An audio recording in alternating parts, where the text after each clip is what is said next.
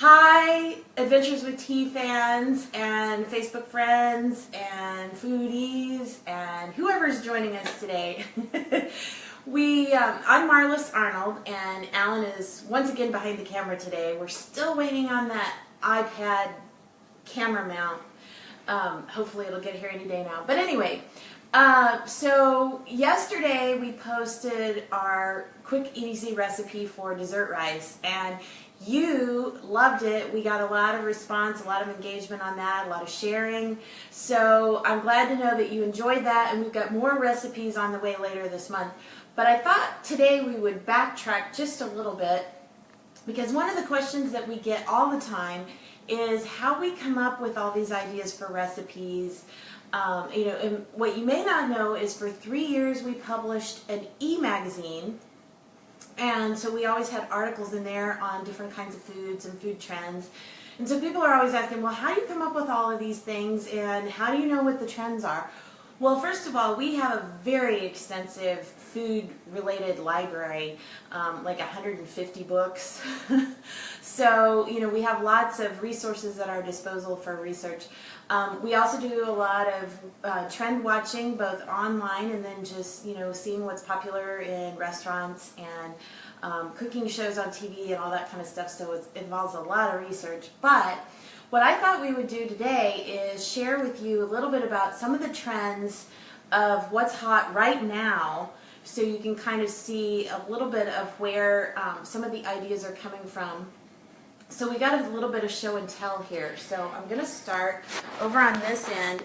Ancient grains are a big trend. I mean, this has been trending for a while. We actually wrote about it in issue 7 of our e-magazine, which, by the way, if you go to adventureswithtea.com and just type e-magazine in the search bar, it'll bring up the archives page so you can go look. But anyway, in issue 7 we did an article on ancient grains, and these are just 3 examples. This is freekeh, which you may or may not have heard of. It comes from the Middle Eastern Mediterranean region. Quinoa, which you're probably familiar with, has been popular for several years now. It actually comes from South America, and we actually cook a lot with quinoa. We do a lot of tea-infused quinoa.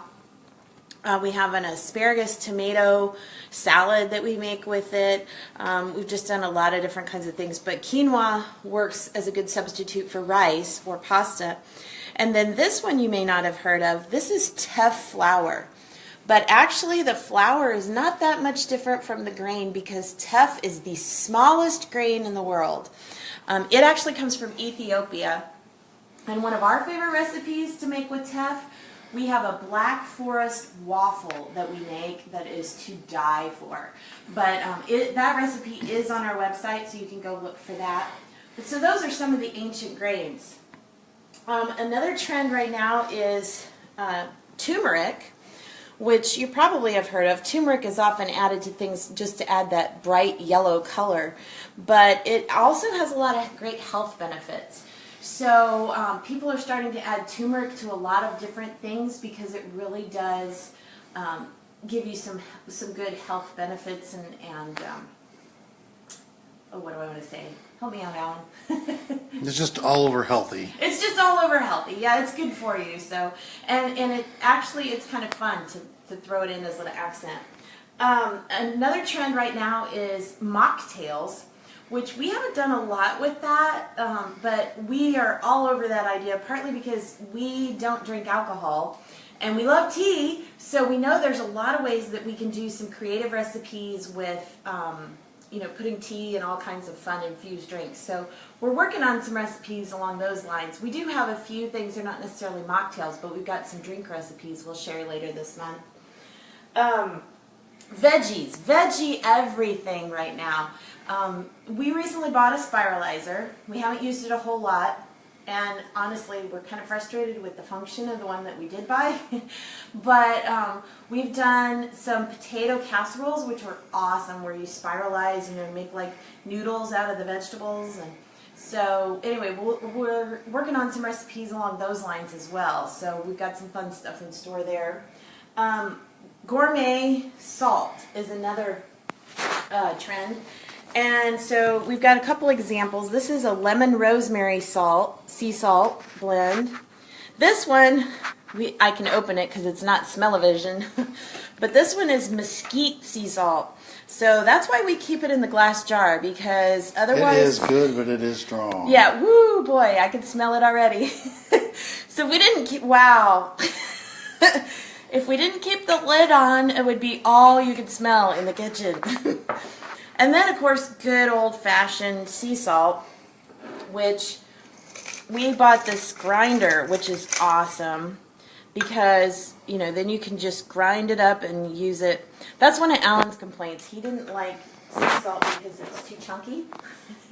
So we found this great grinder, which, by the way, if you're going to get a salt grinder instead of a pepper grinder, make sure it's the ceramic on the inside, not the metal, because the salt will eat away at the metal and corrode. Anyway, let's see.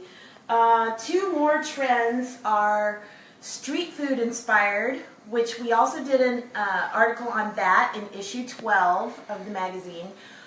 Some interesting street food inspired recipes, including we did chicken and slaw in a waffle cone. That was our twist on chicken and waffles. So you'll have to go look at that one to check that out.